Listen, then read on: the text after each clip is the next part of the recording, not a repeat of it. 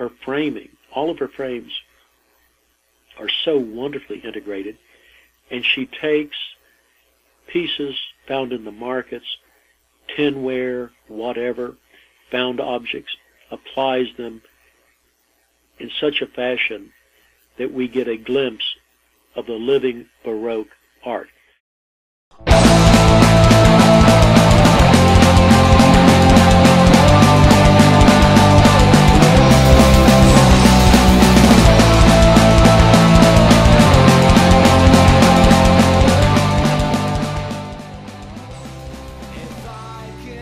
I noticed there was a sign in a window that was just charming. It was this mermaid. And Ernesto said, "Oh yes, but that's the house of a wonderful artist. Would you like to see it?" I said, "Well, of course." Bueno, una de las cosas más importantes que me han pasado sucedió hace como 20 o 25 días, que fue que por una casualidad el doctor Stephen Vollmer, que es una eminencia en arte, vino a mi casa y a mi estudio y pudo ver mi obra. She then invited us to go into her studio to really look at her space where she was working. It really gives me a wonderful opportunity to explore who that artist may be. It's only in the late 1990s that Mexican women are officially constitutionally recognized as people. A married woman is still, in Mexico, through the 1990s, chattel. She is the possession of her husband even after divorce. The children remain his property. What has been achieved and what has been really a very arduous trip for women in Mexico. Puebla has a very strict structure of how people in their own community interrelate with one another.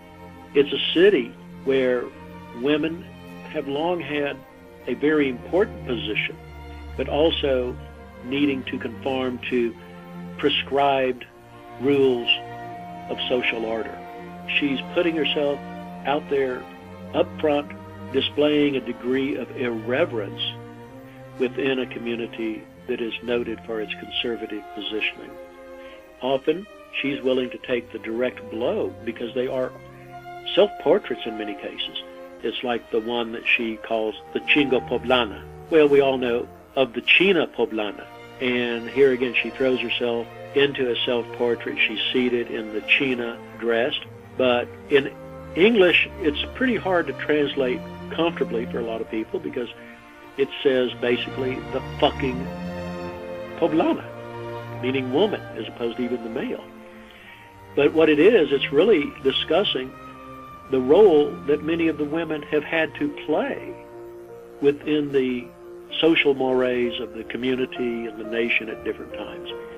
It's brazen, but it's really brave. Para mí, ser artista es tu vida. If we look at where her eyes are bleeding, she's crowned and she has the little mask with the eyes. Well, it's directly related to this very mystical sculpture of the blind child in one of the churches of Concordia there in Puebla, and which the child miraculously, supposedly from time to time, blood flows from its eyes.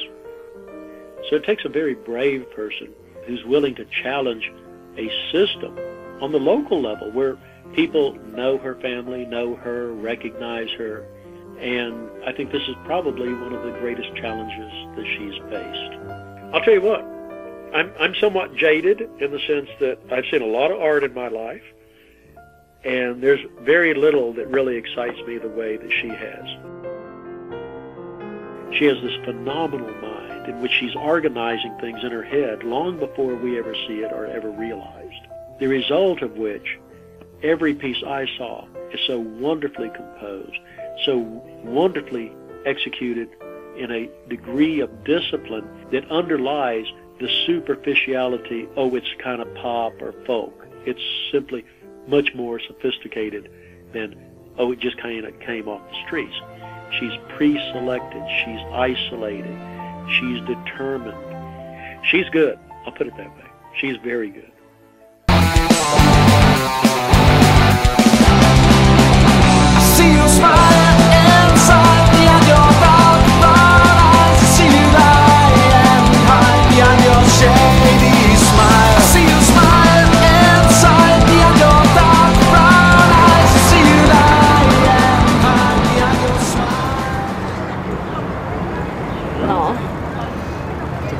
mucha pinche gente, mucha pinche gente. Pero pues sí,